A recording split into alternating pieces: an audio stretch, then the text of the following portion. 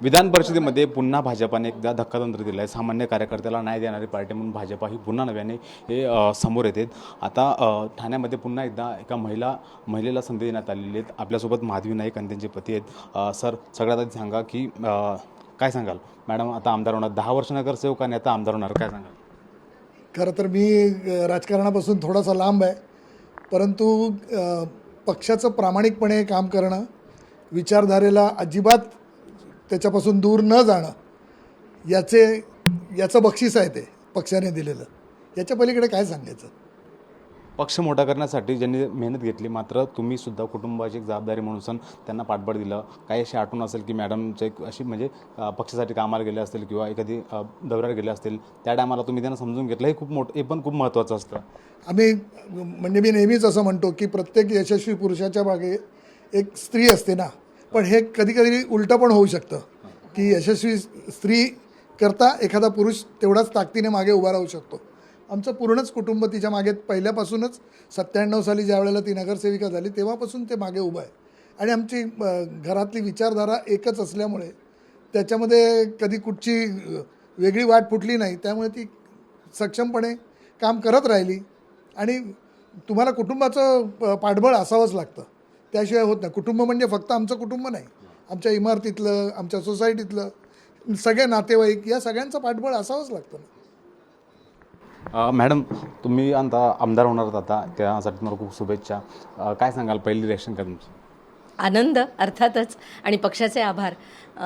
मला या योग्य समजलं याकरता माननीय देवेंद्रजी, आमचे प्रदेशाचे अध्यक्ष रवींद्र चव्हाणजी, आणि आत्तापर्यंत ज्या ज्या अध्यक्षांच्या नेतृत्वाखाली मला काम करण्याची संधी मिळाली, माझ्यातली क्षमता ओळखून किंवा माझी क्षमता वाढावी यासाठी ज्यांनी मला संधी दिली, त्या सगळ्याच माझ्या नेत्यांचे मनापासून आभार आहेत. या निमित्ताने भाजप सरकार आल्यापासून लाडक्या बहिणी किंवा बहिणींना खूप महत्त्व देण्यात आलं. केंद्रामधून सुद्धा विविध योजना आणल्यात.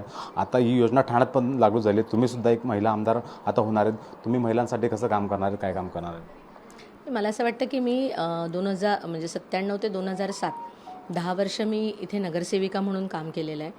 त्यामुळे समाजामध्ये असणारे महिलांचे प्रश्न, आणि मी स्वतः व्यवसायाने वकील आहे. अनेक वर्ष मी ठाणे कोर्टामध्ये वकिली देखील केलेली आहे, जिल्हा कोर्टामध्ये.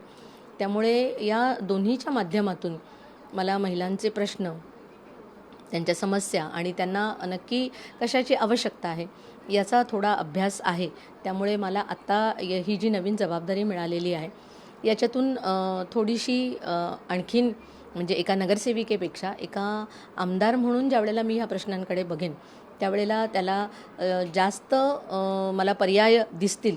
त्यामुळे त्या पर्याय घेऊन महिलांपर्यंत जाऊन त्यांना अधिकाधिक चांगल्या पद्धतीने मदत करू शकेन, असा मी नक्की प्रयत्न करेन. मॅडम, ठाणे महानगरपालिकेत तुम्ही खूप आंदोलन केलेत, खूप आक्रमक चेहरा होतात. ठाणे ते विधान परिषद असे तुमच्या आता दौरा, तुमचा जो प्रवास आहे, त्या प्रवास खूप सारे आठवण आहेत. कुटुंबाचा तुम्हाला खूप सपोर्ट लाभला. काय सांगाल त्या प्रवासाबद्दल? नाही, माझा हा प्रवास खरोखरच खूप, आत्ता जेव्हा मी मागे वळून बघते त्यावेळेला मला स्वतःला देखील आश्चर्य वाटतं की मी हे सगळं कसं निभावू शकले. कारण मी ज्या वेळेला पहिल्यांदा नगरसेविका झाले तेव्हा माझा मुलगा अवघा 6 वर्षांचा होता. पण आमचं एकत्र कुटुंब होतं. माझे सासू सासरे, माझी जाऊ, या सगळ्यांनी मला खूप मदत केली. माझी सगळी भावंडं, आम्ही सगळेजण इथे थोड्या थोड्या अंतरावरच राहतो. त्यामुळे त्यांची सगळ्यांची मदत मला होती आणि त्याच्यामुळे मी हे सगळं पार करू शकले असं मला वाटतं. आणि मगाशी जसं माझं यजमान म्हणाले त्याप्रमाणे की आमचा परिवार खूप मोठा आहे, मित्रपरिवार आहे, कुटुंब आहे, किंवा आजूबाजूचे सगळे सोबती आहेत. या सगळ्यांची कुठल्या ना कुठल्या पद्धतीने, कुठल्या ना कुठल्या प्रसंगी कायमच मदत होत गेली. आणि म्हणून मी आत्तापर्यंतचा हा प्रवास इथवरचा करू शकले. मला अगदी आवर्जून सांगावंसं वाटतं की माझ्या आईवडिलांनी मला उत्तम शिक्षण दिलं आणि उत्तम संस्कार दिले. त्याच्यामुळे मी ही इतकी मोठी झेप घेऊ शकले. आत्मविश्वास एक त्याच्यातून आला मला, आणि म्हणून मी ह्या क्षेत्रामध्ये चांगलं काम करू शकले. परंतु ज्या वेळेला या सगळ्या माझ्या क्षमतेचा किंवा माझ्या ह्या काय म्हणता येईल, ह्या नवीन क्षेत्रामध्ये जेव्हा खरोखरच मला बळ द्यायची वेळ आली, म्हणजे आपल्या पंखांना जेव्हा बळ द्यायची वेळ येते त्यावेळेला माझ्या सासूबाई माझ्यासोबत उभ्या राहिल्या. म्हणजे एका आईने मला संस्कार आणि शिक्षण दिलं, माझ्यामध्ये ती क्षमता निर्माण केली आणि दुसऱ्या आईने मला पूर्णपणे सहकार्य केलं आणि माझ्या या सगळ्या प्रवासामध्ये त्या शेवटपर्यंत माझ्यासोबत राहिल्या, म्हणून मी हे सगळं पार करू शकले. एक शेवटचा प्रश्न विचारतो मॅडम, की बऱ्याचदा भाजपवर टीका होते की भाजप हे पक्षातल्या लोकांना संधी देत नाहीत. मात्र तुम्ही 10 वर्ष नगरसेवक होता, 10 वर्षांनी खूप वाढ पण बघितली. मध्यंतरी तुमचं नावसुद्धा चर्चेत आलं होतं. मात्र आता पुन्हा तुम्हाला न्याय मिळाला आहे.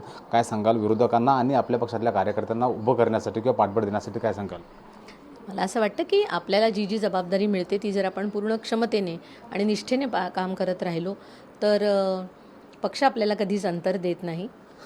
थोडासा विलंब कदाचित लागू शकतो. अनेक राजकीय गणितं असतात, अनेक राजकीय समीकरणं असतात.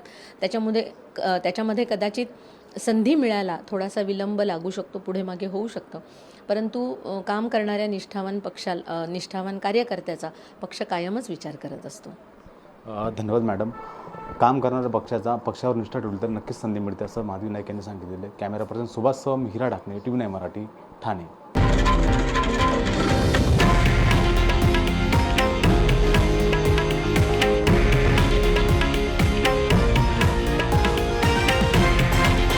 हे आहे देशातील नंबर 1 न्यूज नेटवर्क आणि आपण पाहत आहात TV9 मराठी, एकमेव.